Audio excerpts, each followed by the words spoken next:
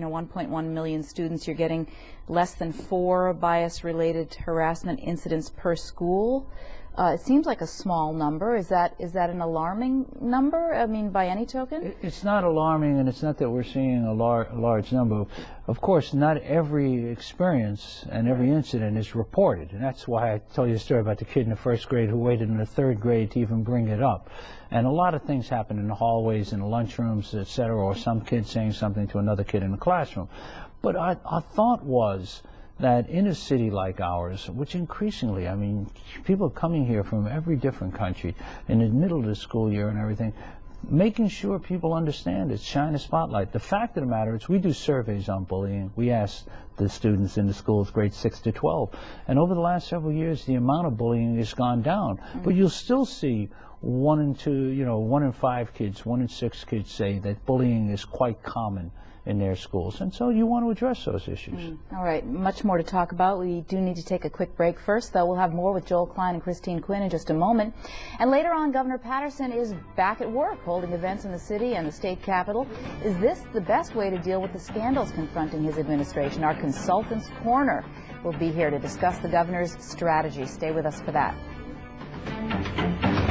Welcome back to Inside City Hall. We're talking with City Council Speaker Quinn and Schools Chancellor Joel Klein about an initiative to reduce bullying in schools. This week is, what's the week called? Respect for All Respect for All Week, and we're focusing on just helping kids understand. Maybe sometimes kids don't even understand that what they're doing may hurt someone else's feelings. Is that part of this program? That's absolutely part of Respect for All Week, and part of the conversations that are going to go on in schools is to help children understand how hurtful it is to call a child another name based on their race or their gender or whatever. And sometimes children just model bad behavior they've seen in other places, at home maybe, or they just mimic other children. And for them to hear from another student's mouth that calling me that name, saying that about me really hurt my feelings, I think that can be a really transformative educational moment for a child. I think that's right, but I also think the other side too is to create an environment where the child who's being accused will speak up and speak out. You know, sometimes when a kid is bullied, and we heard literally 2 kids today talk about this, they said, well, I thought I had done something wrong, or I thought it was about me. And so you're trying to do both things and get as many people in the community. So when I talk to students sometimes, I say, when somebody confronts you like that, why don't you ask them why they did it? And try to engage them so that they understand that it's not just going to be tolerated in their community. Is that part of the problem, Chancellor, in collecting truly accurate statistics about the bullying picture in the city, that so many students won't talk about it? And the second part of that question is then, so how do you know what the picture really looks like? So those are great questions, and I think one of the things that's been terrific under the mayor is that we put out more data than anyone. Now, no data are perfect, right? But we started surveying this issue about 3 years ago. We'd ask all the students about the amount of bullying. We asked parents about the safety of their kids in the schools. So we have year-to-year data on how much bullying, which kids see it, whether they see it infrequently or frequently. It's not a perfect measure, but it's good to look year to year. And what we're seeing now, that number is trending down.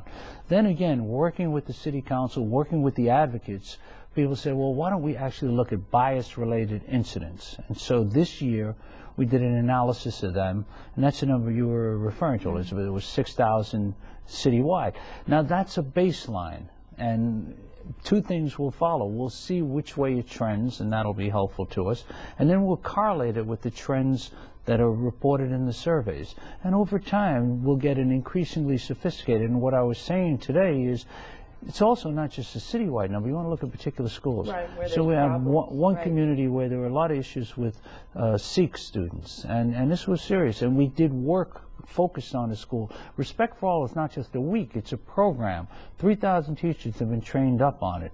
And in each school, we're trying to identify people where the students should go so that they can make sure these issues are cleared up. But when we see an individual school, so if you say 6,000 citywide, the real question is, are there some schools that have a disproportionate number? Right. And how do you get involved, help them?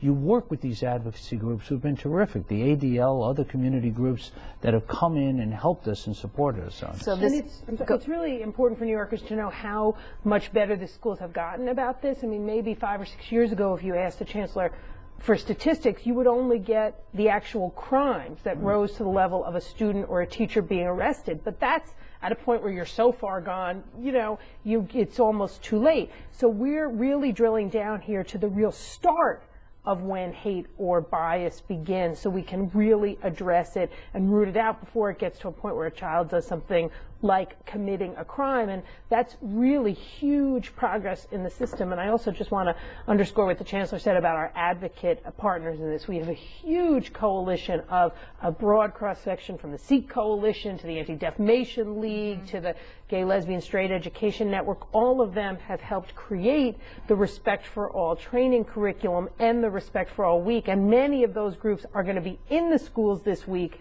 doing the workshops. And I think that really just sends a united message about the council, the Bloomberg administration, the Department of Education, and the grassroots all working together on this. Although, Chancellor, you did, the DOE did come under fire last summer, some groups saying that you were not doing enough about bullying, and you weren't, regulations weren't being enforced. You're laughing.